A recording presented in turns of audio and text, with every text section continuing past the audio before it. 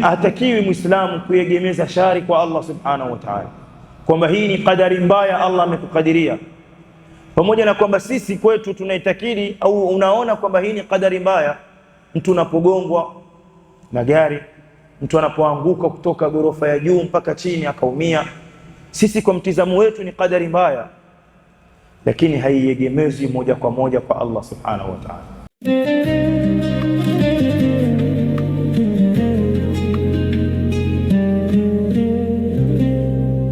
أوصيكم وأوصي نفسي بتقوى الله عز وجل، فقد فاز المتقون، كما قال سبحانه إن للمتقين مفازا. يقول ابن القيم رحمة الله تعالى عليه: وقت الإنسان هو عمره في الحقيقة. ndugu katika iman, leo biidhnillahi tabaraka wa taala tutatembea na maneno haya ya Ibn al-Qayyim rahmatullahi ta'ala alayhi.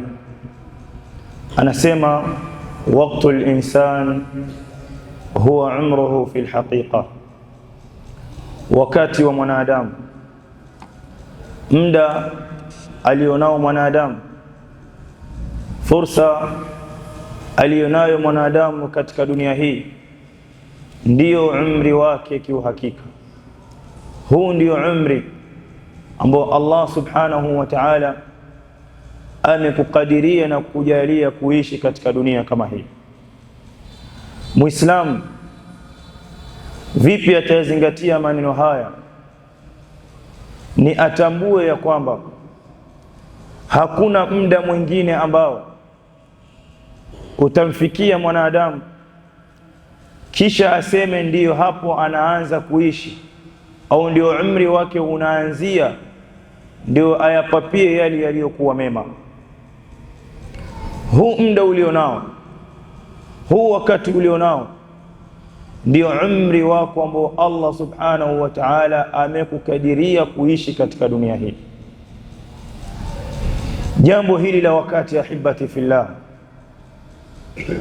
umri aliyokupa Allah subhanahu wa ta'ala, unatakiwa utumie wakati huu, usiupoteze, ufanyie kazi kama vile anavyotaka Allah subhanahu wa ta'ala. Kuonesha jambo la wakati kwamba ni jambo muhimu mbele ya Allah subhanahu wa ta'ala, ndio Allah tabaraka wa ta'ala akaliapia zaidi ya mara moja ndani ya Qur'an. Allah subhanahu wa ta'ala asema wal asri, Allah subhanahu wa ta'ala akasema wal fajr, Allah subhanahu wa ta'ala akaapa kwa wakati wa alfajiri, akaapa kwa wakati wa alasiri, Allah subhanahu wa ta'ala akaapia kwa wakati wa usiku. Yote haya yanaonyesha umuhimu wa wakati. Vipi Muislamu atapoteza fursa kama hii aliyopewa na Allah subhanahu wa ta'ala? Yaqulu an-nabiy alayhi salatu wassalam: ni'matani maghbunun fihima kathirun minan nas. Neema mbili wengi kati ya watu wamekwenda kuzipuuzia neema hizi. Wengi kati ya watu wameghafilika na neema hizi walizopewa na Allah subhanahu wa ta'ala. Neema ya kwanza ni neema ya siha, neema ya afya, neema ya uzima. Akawa Muislamu anachezea afya yake vibaya, akawa Muislamu anachezea fursa ya uzima wake aliyopewa na Allah subhanahu wa ta'ala. Na neema ya pili ni neema ya faragha, kuwa na wakati. Muislamu ako na wakati wa yeye kufaidika, wa yeye kusoma dini yake, wa yeye kuyafanya mema, lakini yuko radhi akae maskani, apige gumzo, atukane, afanye machafu, afanye maasi. Muislamu yuko na fursa ya kusikiliza maneno ya Allah subhanahu wa ta'ala, lakini yuko radhi aende azurure mpaka muda uishe ndio tena akumbuke kwamba kuna Mola wake, ndio sasa akumbuke kwamba kuna sala hakuiswali. Sio alikuwa na jambo muhimu analifanya mpaka akasahau, lakini ni mambo ya upuuzi ndiyo yanatufanya sisi tunakuwa mbali na maamrisho ya Allah subhanahu wa ta'ala. Ibn Umar radiyallahu anhuma asema akhadha Rasulullah sallallahu alayhi wasallam bimankibi faqala, Mtume alayhi salatu wassalam alimshika mabega yake Ibn Umar akamwambia, kun fi dunya kaannaka gharibun au abiru sabil, kuwa katika hii dunia kana kwamba wewe ni mgeni ndani ya dunia hii au ni mpita njia. Maneno haya yaliyotoka katika kinywa cha Mtume alayhi salatu wassalam kuenda kwa Ibn Umar yakawa yana umuhimu, yakawa ni mazito maneno haya, akayafahamu vizuri Ibn Umar. Baada ya kuyafahamu maneno haya Mtume alayhi salatu wassalam akasema Ibn Umar, idha amsayta fala tantadhiru as-sabah wa idha asbahta fala tantadhiru al-masa wa khudh min sihhatika limaradik wa min hayatika limautik. Ibn Umar radiyallahu anhuma alipoyafahamu maneno ya Mtume alayhi salatu wassalam akawa anasema, idha amsayta fala tantadhiru as-sabah, pindi utakapopatwa na muda wa usiku usiwe na matarajio ya kwamba utakutana na asubuhi ukiwa uko hai. Utadiriki muda wa asubuhi ukiwa bado upo katika ulimwengu huu. Wa idha asbahta fala tantadhiru al-masa, na pindi utakapopatwa na muda wa asubuhi usitarajie ya kwamba utapatwa na muda wa jioni au muda wa usiku. Wa khudh min sihhatika limaradik, tumia siha yako na fursa ya uhai wako kabla ya kuondoka katika ulimwengu huu, kabla ya kufikiwa na mauti. Wa khudh min sihhatika limaradik, tumia siha yako kabla ya maradhi, kabla hujakuwa mgonjwa ukawa kuna mambo huwezi kuyafanya. Tumia fursa ya uhai na fursa ya siha aliyokupa Allah subhanahu wa ta'ala. Wa min hayatika limautik, na tumia uhai wako kabla ya kufikiwa na kifo chako. Tumia uhai kabla ya kufikiwa na kifo ukawa unajutia kwa ule umri uliokuwa nao ukaupoteza, unajutia kwa ile fursa aliyokupa Allah subhanahu wa ta'ala ukaichezea fursa ile. Allah subhanahu wa ta'ala amekupa umri miaka 70, miaka 50, miaka 40, lakini lau utakaa chini na kuhisabu mazuri ulioyafanya na maovu, mengi yatakuwa ni maovu katika umri huu aliyokupa Allah subhanahu wa ta'ala. Ni fursa adhima Allah subhanahu wa ta'ala akupe umri ukafikia mpaka miaka 70, miaka 80. Hatujui ya kwamba tutafikia umri huu au hatutofikia. Hii ni elimu yake Allah subhanahu wa ta'ala. Sasa vipi unaweka mikakati na Mola wako? Vipi unaweka muda ya kwamba mimi nitakapofika umri wa utu uzima ndiyo nitajifungamanisha na ibada za Allah subhanahu wa ta'ala? Nani aliyekuambia utafika umri huu? Tusije tukajutia ahibati fillah tutakapoondoka katika dunia hii kwa maovu na machafu tuliyoyafanya. Ni bora tujute ya kwamba sisi tumefanya mema, na mema yale tukawa bado tunatamani tuyaendeleze na yawe mengi, lakini ndiyo muda ukawa umetuishia wa kuishi katika dunia hii. Na hii hali itampitia kila mwanadamu wakati wa kufa kwake. Ndio Ibn Uthaymeen rahmatullahi ta'ala alayhi asema, ma min insani illa nadima hina wafatihi, hakuna mwanadamu yoyote, ma min insani, hakuna mwanadamu yoyote illa nadima hina wafata, isipokuwa atajutia wakati wa kufa kwake. In kana muhsinan nadima alla yakuna zaid, akiwa mwema atajuta kwa nini hakuwa ni mwenye kuzidisha wema wake.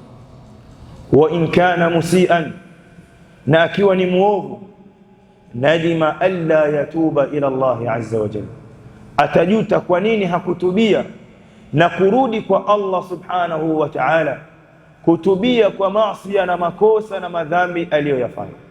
Kwa hiyo ndiyo hali ya kila mmoja wetu. Sasa ni bora tujutie ya kwamba kwa nini hatukuzidisha katika wema, kuliko tujute kwa nini hatukutubia na kurudi kwa Allah subhanahu wa ta'ala.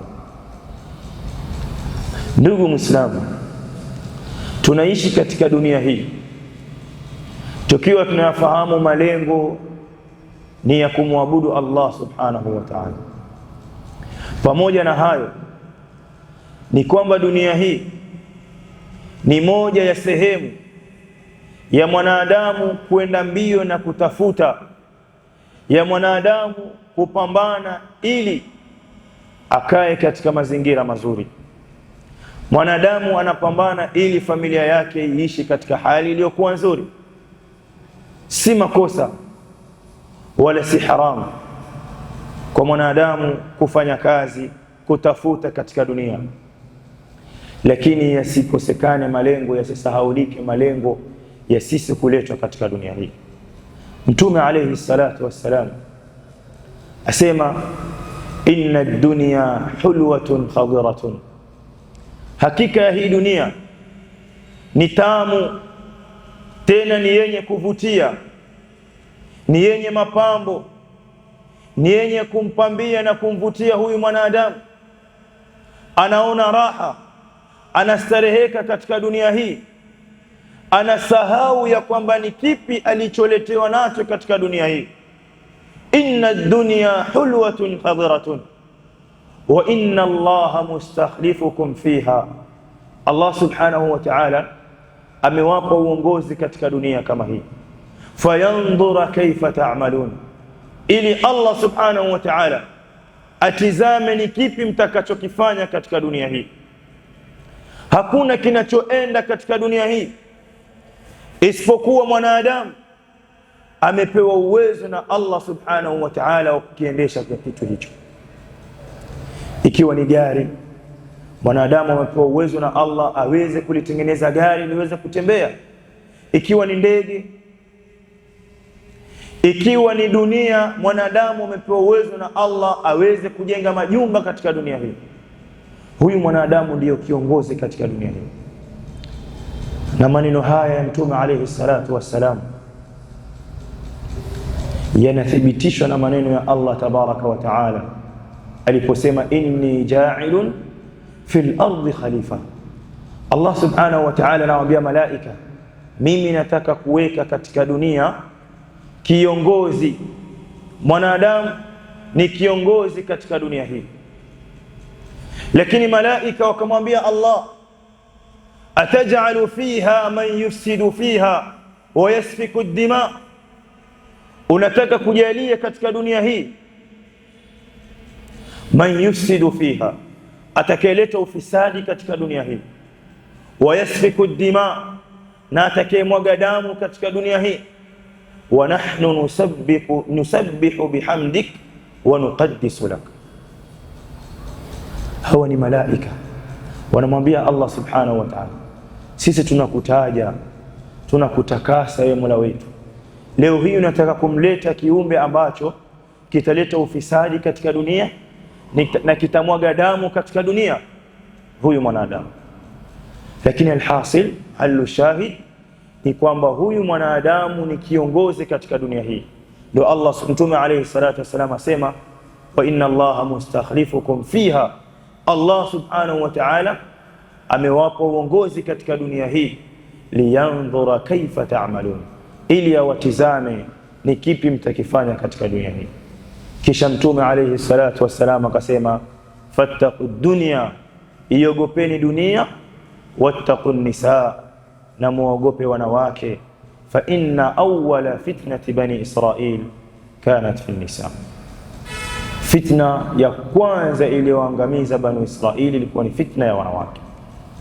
Kwa hiyo mwanadamu asighurike na hii dunia, mwanadamu asijisahau katika hii dunia. Hii fursa tuliyopewa na Allah subhanahu wa ta'ala ndio umri wetu, huu ndio wakati wetu. Waliotangulia katika wazee wetu, ndugu zetu, Allah subhanahu wa ta'ala warhamu, Allah subhanahu wa ta'ala awakunjulie makaburi yao. Wao washamaliza umri wao, wao washamaliza, washafunga chapta yao katika dunia hii. Mimi na wewe tunatumia vipi fursa hii na umri huu? Mara nyingi tunaghurika na afya tulizo nazo, mara nyingi tunaghurika na mali tulizokuwa nazo, mara nyingi tunaghurika na vyeo tulivyokuwa navyo, tukasahau malengo aliyotuumba Allah subhanahu wa ta'ala. Hasan al-Basri rahmatullahi ta'ala alayhi anasema, ya ibn Adam, innama anta ayyamun kullama mada yawmun mada ba'duk. Ewe mwanadamu, hakika yako wewe ni masiku. Kullama mada yawmun, kila siku inapokatika, inapoondoka siku, mada ba'duk, baadhi yako ni yenye kukatika. Kila siku inapoondoka, tambua baadhi yako ni yenye kuondoka, ni yenye kukatika. Usidhanie ya kwamba au usiweke mipango ya kwamba mimi nina umri wa miaka 20, bado mdogo, I'm still young. Mimi nina umri wa miaka 30, bado sijaanza kupinda, bado nina nguvu. Haiwezi bana nikaondoka wakati huu. Ataondoka mzee fulani, atafariki mzee fulani, lakini bado mimi niko na afya na nguvu. Kam min sahihin mata min ghairi illa, wangapi wenye afya zao, wenye siha zao wamefariki na kufa bila ya maradhi yoyote. Wa kam min maridhin aasha hinun min ad-dahri, wangapi wagonjwa wameishi na maradhi yao miaka na miaka. Watu wakawa, familia zimekata tamaa ya kwamba fulani hana muda tena wa kuishi katika dunia hii. Kwa nini? Kwa kuwa maradhi yamemwangusha, maradhi yamemlaza kitandani miaka 2, miaka 3. Lakini Allah subhanahu wa ta'ala bado akampa fursa, akaamka kitandani na akarudi katika ulimwengu huu na akaendelea kuishi. Kwa hiyo umri wa mtu na wakati wa mtu na siha ya mtu sio kigezo cha kwamba wewe unaishi miaka 50, miaka 40 katika dunia hii. Angalia masahaba ridwanullahi ta'ala alayhim walivyotumia fursa, walivyotumia wakati wao na umri wao katika dunia kama hii. Kulipita kipindi kirefu au kipindi fulani, kukawa na ukame, masahaba wakawa wako katika hali nzito, walikuwa wanategemea vilimo, walime ili wapate riziki kutokamana na kulima kwao. Ukame umekuja, mvua hainyeshi, mimea inakauka. Wakaamua waende kwa Mtume alayhi salatu wassalam, wakakusanyika, wakaweka kikao maansar ili waende kwa Mtume alayhi salatu wassalam. Wakaambiana wao kwa wao, kwa nini tusiende kwa Mtume alayhi salatu wassalam atuombee kwa Allah subhanahu wa ta'ala an yufajjira lana min hadhihi aljibali uyuna, ili Allah subhanahu wa ta'ala atuteremshie maji na mvua kutokamana na majabali haya. Wakakusanyika masahaba na kuenda kwa Mtume alayhi salatu wassalam. Walipokuwa wanaenda kwa Rasulullah,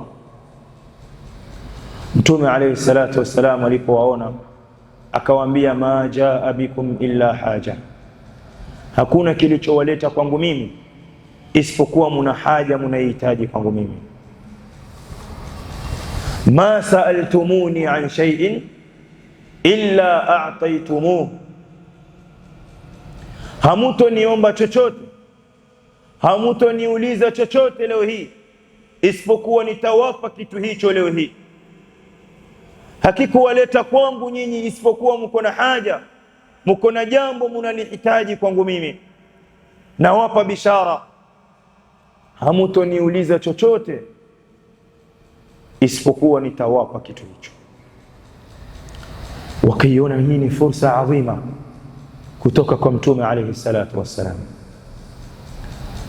wakaulizana wao kwa wao, wakageukiana wao kwa wao, ad-dunya turidun, je, ni dunia jamaa ndio tunaitaka? Kilichowapeleka ni dunia, ni kwa ajili ya mimea yao, ni kwa ajili ya dunia yao. Waombewe kwa Allah subhanahu wa ta'ala ishuke mvua ndiyo mimea yao iweze kupata uhai. Hii ni dunia ndio walioiendea.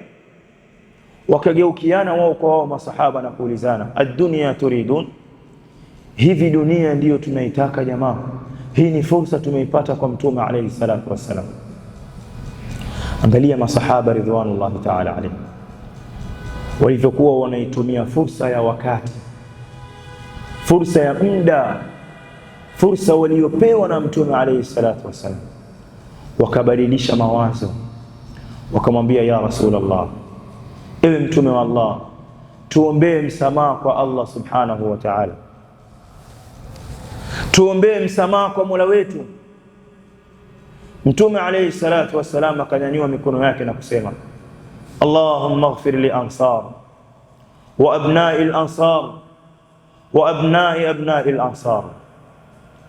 Mtume Muhammad alayhi salatu wassalam akanyanyua mikono yake na kusema, ewe Mola wangu, wasamee maansar na watoto wa maansar na watoto wa watoto wa ansar. Waliitumia fursa hii kuomba msamaha kwa Mola wao, waliitumia fursa hii kutaka msamaha kwa Allah subhanahu wa ta'ala. Mimi na wewe lau tungepata fursa kama hii, kwa yoyote katika mtu mwenye uwezo, kiongozi, mwenye mali, akakuambia ni kitu gani unahitaji nikufanyie, tungeomba mali, tungeomba dunia ili tuitafute pepo kwa hiyo dunia. Maadamu Allah amenipa dunia, wacha nitaitafuta pepo kupitia hiyo dunia, wacha nitautafuta msamaha wa Allah subhanahu wa ta'ala kupitia hiyo dunia. Kuna kuwa na hila na hila. Ndio maana katika maombi yetu kila tunapoomba tunamuomba Allah subhanahu wa ta'ala atupe mali, tunamuomba Allah subhanahu wa ta'ala atupe utajiri, lakini tunasahau kumuomba Allah subhanahu wa ta'ala atupe afya iliyokuwa nzuri, atupe siha iliyokuwa nzuri. Allah subhanahu wa ta'ala atujalie katika waja wake waliokuwa wema. Ndio katika dua za Mtume alayhi salatu wassalam alikuwa akimwomba Allah subhanahu wa ta'ala, ya muqallibal qulub thabbit qalbi ala dinik, ewe mwenye kuzibadilisha nyoyo, thibitishe moyo wangu katika dini. Ya musarrifal qulub sarrif qalbi ala ta'atik. Lini Muislamu alimuomba Allah subhanahu wa ta'ala dua hii? Bali mtu anatakiwa kukithirisha kumuomba Allah subhanahu wa ta'ala ampe afya na siha. Allahumma inni as'aluka al-afiyah. Amuombe Allah subhanahu wa ta'ala ampe afya. Unapomuomba Allah mali, unamuomba Allah akupe dunia, basi usisahau akupe afya na siha. Kwa nini? Anaweza kukupa Allah mali, lakini mali ile ukapitia mtihani. Allah ameamua akupe mali, lakini mpaka ugongwe na gari ndio uipate mali ile. Ugongo uvunjike mguu, ndio yule aliyekugonga akulipe milioni 5, milioni 10. Kile ulichokiomba umepewa, haujapewa?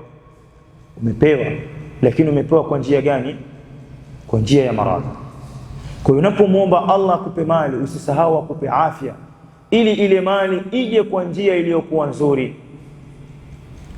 Na Allah subhanahu wa ta'ala anaweza akakupa mali kwa njia iliyokuwa nzuri, na vile vile anaweza akakupa mali kwa njia ya mtihani. Yote yanawezekana.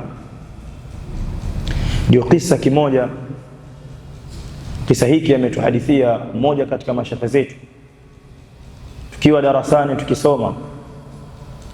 Angalia, anaonesha, alikuwa anatueleza umuhimu wa mtu kuiamini qadari ya Allah subhanahu wa ta'ala. Ana mtu anaamini qadar ya Allah, an tu'mina bil qadari khairihi wa sharrihi, kuamini qadari ya Allah, khairi yake na shari yake. Lakini hatakiwi Muislamu kuegemeza shari kwa Allah subhanahu wa ta'ala, kwamba hii ni qadari mbaya Allah amekukadiria, pamoja na kwamba sisi kwetu tunaitakidi au unaona kwamba hii ni qadari mbaya. Mtu anapogongwa na gari, mtu anapoanguka kutoka ghorofa ya juu mpaka chini akaumia, sisi kwa mtizamo wetu ni qadari mbaya, lakini haiegemezi moja kwa moja kwa Allah subhanahu wa ta'ala. Kuna makusudio katika lile Allah subhanahu wa ta'ala ameliweka. Yako makusudio Allah subhanahu wa ta'ala ameyaweka katika ile qadari. Sasa mmoja anatueleza shekhi wetu kwamba kuna kijiji kimoja, sikitaji kijiji hiki, kwamba kuna familia ilikuwa familia maskini, familia fukara, hawana mbele wala nyuma, kama tunavyosema. Wao wakiamka wapambane, wamwombe Mola wao wapate hata kama ni chakula cha wakati mmoja, wamshukuru Mola wao. Allah subhanahu wa ta'ala akataka kuwaruzuku waja hawa na watu hawa. Njia walioruzukiwa ni njia ya mtihani. Mmoja katika familia yao au mtoto katika familia ile akaenda kuogelea katika mto uliokuwa katika kijiji chao. Alipoogelea katika mto ule, Allah subhanahu wa ta'ala akajalia akakutana na mamba, akaliwa mtoto yule, akapoteza uhai. Familia hii ikawa inalia sana, ikawa na huzuni sana, kwa kuwa bado wao ni maskini na bado wamepatwa mtihani kama huu. Wakawa wanalalamika na kulia, mtihani gani tumeupata pamoja na hali yetu tuliyokuwa nayo ngumu. Mtihani huu na hali hii ikaingiliwa na serikali, wakalipwa familia hawa kiasi cha pesa, kiasi kikubwa sana, ikawa ni sababu ya wao kubadilishwa kwa maisha yao. Angalia, Allah subhanahu wa ta'ala amewaruzuku kupitia mtihani. Amefariki mmoja wao, ndio wao maisha yao yakafanyaje? Yakabadilika. Hii ni moja ya fursa walioipata, lakini pamoja na fursa hii wameipata kupitia mtihani kutoka kwa Allah subhanahu wa ta'ala. Kwa sisi tunapotumia fursa zetu kumuomba Allah subhanahu wa ta'ala, hakatazwe mtu kumuomba Allah mali, hakatazwe mtu kumuomba Allah subhanahu wa ta'ala maisha mazuri, lakini usisahau yawe maisha ya khairi na mali zilizokuwa za khairi. Usisahau kumuomba Allah subhanahu wa ta'ala akupe afya iliyokuwa nzuri, na Allah subhanahu wa ta'ala akupambe na afya iliyokuwa nzuri, na Allah subhanahu wa ta'ala akupe moyo uliokuwa mzuri. Lau Allah atakupa katika mali, uwe ni mwenye kupeleka haki za watu au haki sehemu stahiki. Umepewa ni mtihani, hujapewa ni mtihani. Kwa hiyo Muislamu isiwe hamu yake kubwa ni dunia. Fursa aliyokupa Allah sasa hivi, Allah amekupa umri na afya, ushapanga ya kwamba kesho nitaamka nitaenda sehemu fulani, lakini hauna uhakika kwamba hiyo kesho utafika, hauna uhakika kwamba hiyo sehemu utafika. Kwa nini? Ikiwa hauna uhakika na kinachokufanya wewe usiwe na uhakika ni kifo, ni kwamba unajua wakati wowote kifo kitakufikia, kwa nini usijiandae na safari hiyo? Kwa nini usiandae hazina ambazo zitakufaa wewe ukiondoka katika dunia hii, basi uwe una mambo ambayo yatakutetea mbele ya Allah subhanahu wa ta'ala? Ndio mshairi anasema, waladatka ummuka yabna adamu bakia wannasu hawlaka yadhhakuna surura fa'mal li nafsik an takuna idha bakaw fi yawmi mautika dhahikan masrura. Amekuzaa mama yako ukiwa unalia, ukiwa unatokwa na machozi. Wannasu hawlaka yadhhakuna surura, watu pembezoni mwako wakawa wanacheka, wanafurahi. Fulani amezaa mtoto wa kiume, fulani amezaa mtoto wa kike, fulani. Yule mtoto wa kiume anayefurahikiwa ni wewe, yule mtoto wa kike aliyekuwa anayefurahikiwa ni wewe, dada yangu.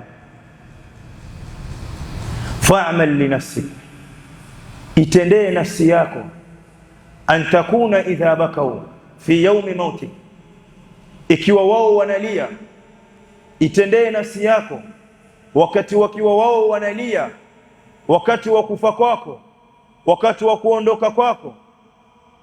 Dhahikan masrura, ukiwa wewe una furaha, unafurahikia yale unayokutana nayo na yale utakayokutana nayo mbele ya Mola wako. Isiwe umezaliwa unalia na unafariki, unaondoka katika dunia hii unalia. Lakini hayazingatii maneno haya na hawi na mazingatio isipokuwa yule ambaye ni mwenye akili, yule ambaye Allah subhanahu wa ta'ala amempa ufahamu na anakielewa na anajifahamu kwa nini yupo katika ulimwengu huu. Tuishi miaka 40, tuishi miaka 50, lakini iko siku tutaondoka katika dunia hii. Wangapi katika ndugu zetu, wangapi katika jamaa zetu ambao lau tungepewa fursa ya kutamani wasiondoke katika ulimwengu huu, tungekuwa tayari tufe sisi, tuondoke sisi ili wao waendelee kubakia. Lakini fursa hiyo hatukupewa na Allah subhanahu wa ta'ala, na haipo fursa hiyo. Imefika muda wao, wameondoka. Wangapi katika vipenzi vyetu tulikuwa kila tukifungua macho yetu tunawaona katika macho yetu, kila tukisikia sauti zao tunafurahi kwa kusikia sauti zao, kila tunapoongea na wao tunapata nguvu katika maisha haya, kila wanapotuombea dua tulikuwa tunakuwa na nguvu, tunakuwa na amani. Lakini leo hii hatuko nao katika dunia hii, na hata tukalia miaka na miaka hawawezi kurudi. Sasa jiulize Muislamu, kesho ni mimi na wewe tutaondoka. Mke wako mzuri anayekupenda, watoto wako wazuri wanaokupenda watalia. Iko siku mke yule ataolewa na watoto wale wataita baba mtu mwingine.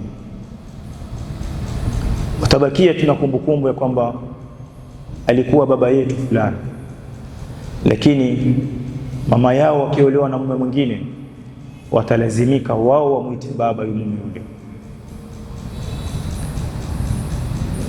Kwa asili si baba yao, lakini kwa kuwa kila aliye na mama yako ni baba yako, utalazimika umuite baba. Kwa hiyo itumie fursa hii. Wewe kama wewe, jua ya kwamba huu ndio wakati wako, huu ndio umri wako. Vipi unautumia umri huu? Vipi unaumaliza umri huu? Vipi unakutana na Mola wako ukiwa umeutumia umri wako uliokupa Allah subhanahu wa ta'ala? Tunamwomba Allah tabaraka wa ta'ala tujalie ni wale ambao watatumia fursa na umri wao kwa yale yanayomridhisha Allah subhanahu wa ta'ala. Tunamwomba Allah subhanahu wa ta'ala tusamehe kwa madhambi tuliyoyafanya kwa dhahiri na kwa siri. Tunamwomba Allah subhanahu wa ta'ala tustiri kama vile alivyotustiri tulipokuwa tunamuasi Allah subhanahu wa ta'ala. Tunamwomba Allah subhanahu wa ta'ala asamehe wazazi wetu waliotangulia mbele za haki na ndugu zetu waliotangulia mbele za haki. Allah subhanahu wa ta'ala atukutanishe nao katika pepo yao ikhwanan ala sururin mutaqabilin. Tunamwomba Allah subhanahu wa ta'ala atuchukue akiwa radhi na sisi, atuchukue tukiwa katika njia ya haki, atuchukue tukiwa katika Uislamu ulio sahihi. Innahu waliyu dhalika wal qadiru alayhi. Subhanakallahumma bihamdik ashhadu an la ilaha illa anta astaghfiruka wa atubu ilayk.